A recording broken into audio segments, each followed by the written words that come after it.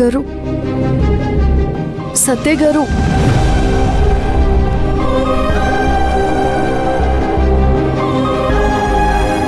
మొన్నటి సత్య గారికి ఈరోజు సత్య గారికి ఎంత తేడా ఉంది అంటే? మనిషి మనసు కలిసిన సత్య గారు మొన్నటి వరకు ఉన్నారు. ఇప్పుడు మనిషి వేరు మనసు వేరైన సత్య గారు కనిపిస్తున్నారు. ఒకప్పుడు నేను కనిపిస్తే గలగల మాట్లాడే సత్య గారు ఇప్పుడు నేనొస్తే ఎవరైనా చూస్తారేమోనని భయపడే ఈ సత్య గారు వేరు. కాలం చేసిన మార్పులో కొంతమందికి నేను తప్పుగా కనిపిస్తాను. అలా అని నేను చేసేది ఒప్పని కూడా నేను చెప్పలేను. వెలుగున్న చోట రాదు చీకటి, చీకటున్న చోట లేదు వెలుగు. వెలుగు చీకట్ల వింత పోరాటమే జీవితం. ఈ విషయం చాలా చిన్న ఏజ్లోనే అర్థమైంది నాకు. ఈ బతుకే ఒక చదరంగం అని కాదు, ఒక నాటక రంగం అని బ్రతుకు ప్రయాణంలో అర్థమవుతుంది మంజు. అయినా మీరు మారిపోయారు సత్య గారు. మారింది పరిస్థితులు, నేను కాదు. పరిస్థితులకి తగినట్లుగా మీరు మారారు. సిరిని పెళ్లాడారు.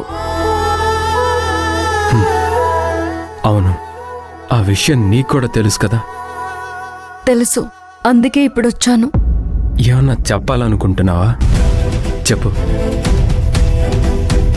సిరి విషయంలో మీ సిచ్యువేషన్ నాకు బాగా తెలుసు.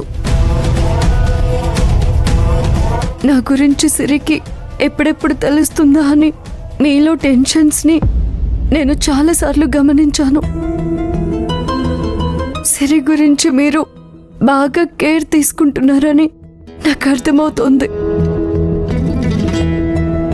ఈ కేరింగ్ ఇంకా ఎక్కువ తీసుకోవాల్సిన అవసరం మీకుంది. అంటే ఏంటి మంజు?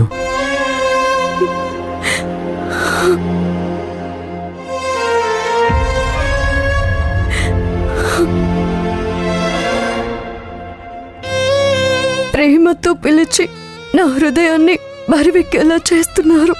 అంటే ప్రేమగా పిలవకూడదా? ప్రేమగా ఉండకూడదా? ఉండొచ్చు, నాతో కాదు, సిరితో. అది కాదు. నన్ను చెప్పనివ్వండి. సిరిని డాక్టర్కి చూపించారు. డాక్టర్ ఇచ్చే మందులకు జబ్బు కొంత తగ్గుతుంది. మిగతా జబ్బు తగ్గడం అది మీ చేతుల్లోనే ఉంది. నన్ను ఏం చేయమంటావు? అంటే ఒక ఆడపిల్ల మనసు ఇంకొక ఆడపిల్లకి తెలుస్తుందంటారు.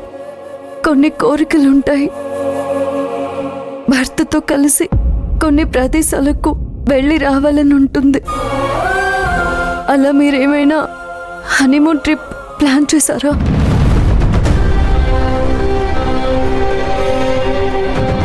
డాక్టర్ గారు చెప్పింది మంజు చెప్పేది ఒకే తీరుగా ఉంది. ఆమె ఎంబీబీఎస్ చదివింది, మంజు మనుషుల్నే చదివేసింది. అయినా నా పరిస్థితి తెలిసి కూడా హనీమూన్ గురించి చెప్పావా? మీ పరిస్థితులు అవన్నీ తీసి పక్కన పెట్టండి. ఆడపిల్ల మనసు అర్థం చేసుకోండి. అందులోనూ సిరి అందరిలాంటి అమ్మాయి కాదు. సిరి తామరాకు లాంటిది. మీరు ఆ తామరాకుపై నీటి బిందువు కావాలంటే మీరు సిరిని తీసుకువెళ్ళి సంతోషంగా ఉండండి. నేను నీ కంటికి ఎలా కనిపిస్తున్నాను? అపార్థం చేసుకోకండి, అర్థం చేసుకోండి. ఎవరి రాత ఎలా ఉన్నా మీ దగ్గరకొచ్చిన అమ్మాయి రాత మాత్రం మీరే బాగా రాయాలి. పరిస్థితుల కోసమో మరి దేనికోసమో ఆ అమ్మాయి ఆశలను, ఆ అమ్మాయి కోరికలను మీరు బలి చేయకూడదు. మంజు, ఈ విషయాలన్నీ నువ్వు నాతో చెప్తున్నావు. సిరి నీ దగ్గరకొచ్చి నీతో ఏమన్నా చెప్పుకుందా? ఏం చెప్పలేదు. నాకు అనిపించింది మీకు చెప్తున్నానంతే. థ్యాంక్స్. చెప్పినందుకు ఏం చేయాలో నేను ఆలోచిస్తాను. మంజు, నేను నీకు అన్యాయం చేశాను కాబట్టి ఈ అమ్మాయికి అన్యాయం చెయ్యొద్దు అన్నట్టుగా చెప్పావు కదూ.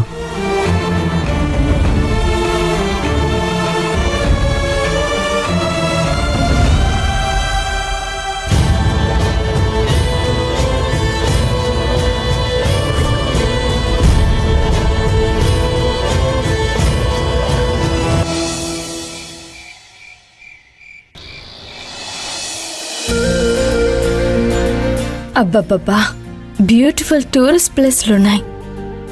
వీటిల్లో ఊటీ, కొడైకెనాల్, ఆగ్రా. ఏ ప్లేస్కి హనీమూన్కి వెళ్తే బాగుంటుంది?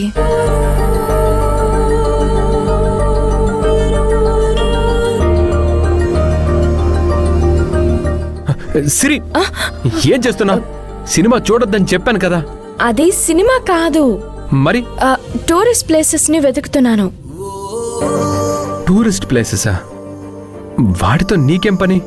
మీరే కదండి ప్రశాంతంగా ఉండండి, మంచి ఆలోచనలు చేసుకోమని మంచి మంచి సీన్స్, ప్లేసెస్ చూడమన్నారు. చూస్తున్నావా? అయితే చూడు. చూడడం కాదండి, ఏదైనా ఒక బ్యూటిఫుల్ ప్లేస్ అనుకుని అక్కడికి హనీమూన్కి వెళ్ళొద్దాం.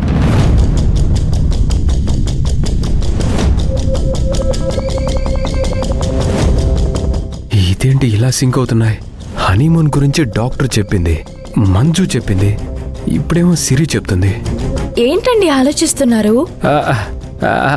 హనీమూన్ అన్నావు కదా, దాని గురించి ఆలోచిస్తున్నాను. ఆలోచించేదేముందండి, ఒక ప్లేస్ అనుకోవాలి. ట్రావెలింగ్ వాళ్ళు హనీమూన్ ట్రిప్స్ ని వాళ్ళ స్టైల్స్ లో ఆన్లైన్ లో పెట్టారు. బోర్డింగ్ దగ్గర నుండి ట్రావెలింగ్ ఎక్స్పెండిచర్ తో సహా ఇక్కడ ఇచ్చారండి. అంటే అప్పుడే వెళ్ళడానికి డిసైడ్ అయిపోయావా? అలా ఎలా అవుతానండి, మీ నిర్ణయమే నా నిర్ణయం. సూపర్. మనం ఇంకా ఊటీ వెళ్ళాలా, కొడైకెనాల్ వెళ్ళాలా, గోవా వెళ్ళాలా, ఆగ్రా వెళ్ళాలా, ఇంకా ఇది డిసైడ్ చేయనిదే అప్పుడే అనేసుకుంటే ఎలా? ఈ ప్లేసెస్ అన్నీ నీకు తెలుసా? ఆన్లైన్లో చూశాను. అంతేకాదండి, మనం ఎలా వెళ్ళాలో కూడా ముందే అనుకుంటే ఫ్లైట్లో వెళ్ళాలా, ట్రైన్లో వెళ్ళాలా, లేదా ట్రావెలింగ్ ఏజెన్సీ వాళ్ళే ట్రాన్స్పోర్ట్ ఫెసిలిటీస్ కూడా ప్రొవైడ్ చేస్తారంట. ఇంత ఇన్ఫర్మేషన్ ఎప్పుడు లాగావు సిరి? జస్ట్ ఇప్పుడే. మీరు వాష్రూమ్లోకి వెళ్ళారు, నేను అలా ఆన్లైన్లోకి వెళ్ళాను. చిటికేసేలోపు హనీమూన్ ట్రిప్స్ లిస్ట్ చేతిలోకి వచ్చేసింది. నీ బ్రెయిన్ కంప్యూటర్ కంటే ఫాస్ట్ అనుకుంటాను. ప్రెజెంట్లోనే ఉన్నాను కదండి, మనకేం పాస్ట్ ఏం గుర్తులేదు కదా, అందుకే నా మెమరీ పవర్ చాలా ఖాళీగా ఉంది. ఇప్పుడిప్పుడే ఒక్కొక్క దానితో ఫుల్ఫిల్ చేస్తాను. అమ్మా చూడు తల్లి, డాక్టర్ నిన్ను ఇంట్లో నుంచి ఎక్కడికి కదలొద్దన్నాడు. ఇంట్లో ఉండే ఫుల్గా రెస్ట్ తీసుకోమన్నాడు. మనం ఏ ట్రిప్కి వెళ్ళటం లేదు.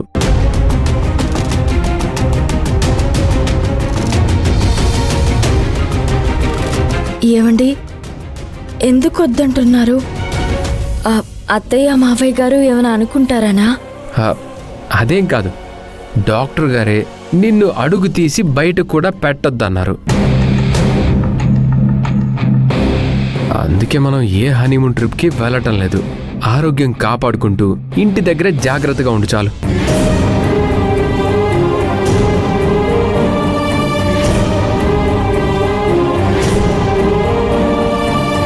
ఇదేంటి వద్దంటున్నాడు?